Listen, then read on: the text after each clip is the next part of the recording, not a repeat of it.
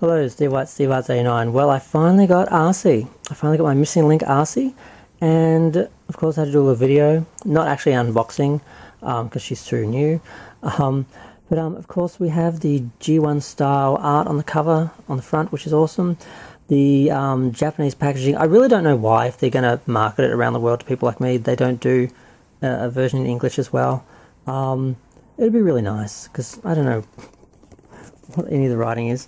Now, of course, we have the original battle scene on the back and her little stats, and of course she has her little magic cellophane to read that. And of course we've got the side photography, which is different on each side, and of course we've got the change on top. Well, I'm assuming that's what it says. Just can't read it. And she has a little card which has a profile and some information and some text I can't read. But the one surprise of her that I'm really surprised about, she's not as missing link as the other missing links. She's got stickers, just like the original vintage one. Now, the other missing link figures had stickers as well, but they were to stick over painted detail or molded detail that was an upgrade to the original mold, but you could put the stickers over it and cover it so it looked like the original G1 if you wanted just a G1 looking one with more articulation. So it was a way of making both fans happy. Now, why they couldn't do that with this, I don't know.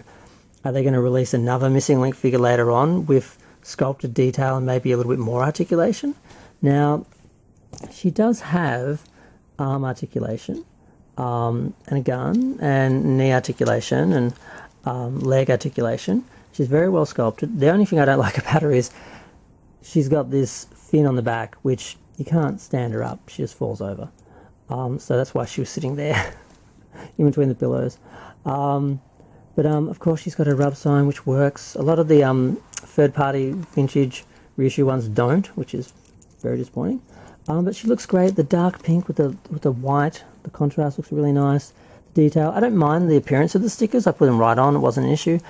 Well, they are paper and they're very fragile, and I did tear one of them because I wiped over the figure because, you know, I'm a germaphobe now, and who knows if the person packing them was sneezing all over them or something.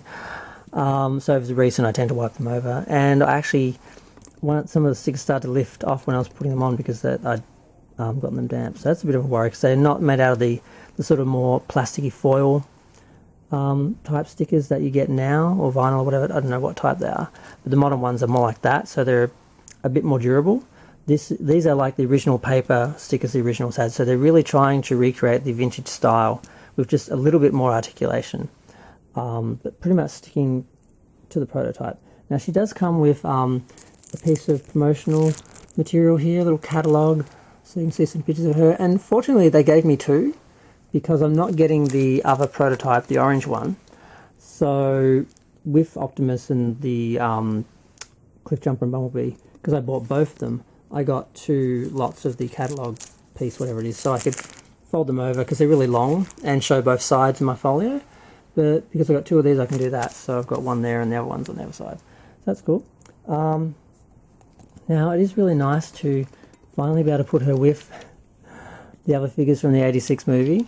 Because, and focus. Yeah, it's just nice to finally have them all because, you know, we didn't get Arcee back in the day.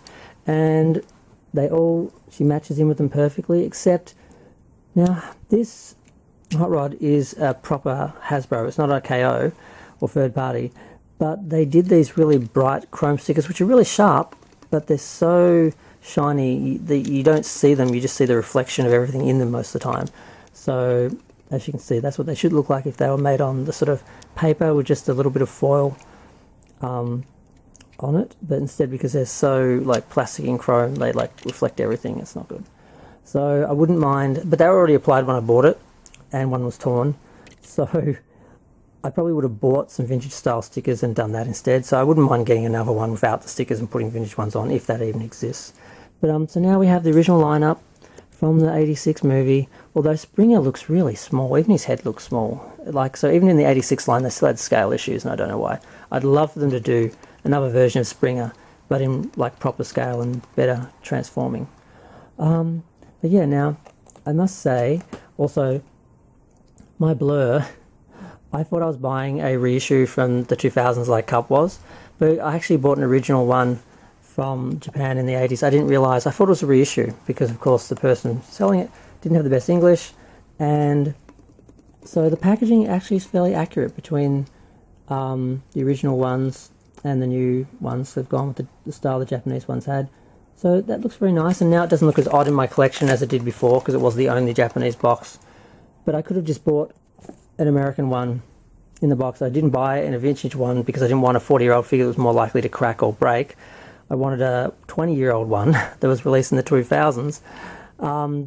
But apparently that didn't exist. They didn't do it, and I was buying an American one without realising it. I mean, a Japanese one without realising it, an actual vintage one. And now we go back to who started all this. Now, back in the day when there was no Arcee, I saw this one from War for Cybertron, I think it was, and I thought, wow, I could buy that and put that with their figures, and it looked just like the one from the movies. It'd finally like be having an Arcee. So I bought that. She was my first modern Transformer from like the War for Cybertron line. And I really liked her. And then I saw Cup and Blur for sale, and I'm like, well, maybe I'll just get them as well. They're like $20. I'm like, maybe I'll get them, and I'll do just a little collection of the movie figures because I never really liked the movie toys as much. And then I just got more and more and more, and then I just ended up starting collecting. So I'm kind of happy with that. Like, had they never done an Arcee, you know, this wouldn't have happened. So if they had done an Arcee back in the day, I would have just got that, and I probably never would have bought this one. I never would have started collecting the modern figures. So she was sort of my gateway to the modern figures. So I'm kind of glad that happened. So I guess it worked out well in the end. Her absence got me started collecting the new figures, and now we finally get a modern retro version of her. And how did I forget to put Hot Rod in there? She was they were the romantic couple of the film. But yeah, and there is a modern version of him with the movie colouring, but he has painted, less detail, painted, not all the recreated stickers. Maybe I'll get stickers and put it on that one. I don't know.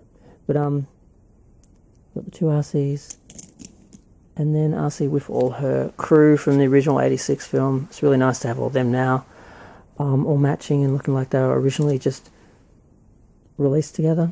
But I'm going to go. Feel free to share, like, comment, subscribe. Let me know what you think of the Missing Link Arcee. Do you think they'll do a more Missing Link version with the sculpted and painted detail? Because I can't think of anything else they could do to the figure to sort of sell that.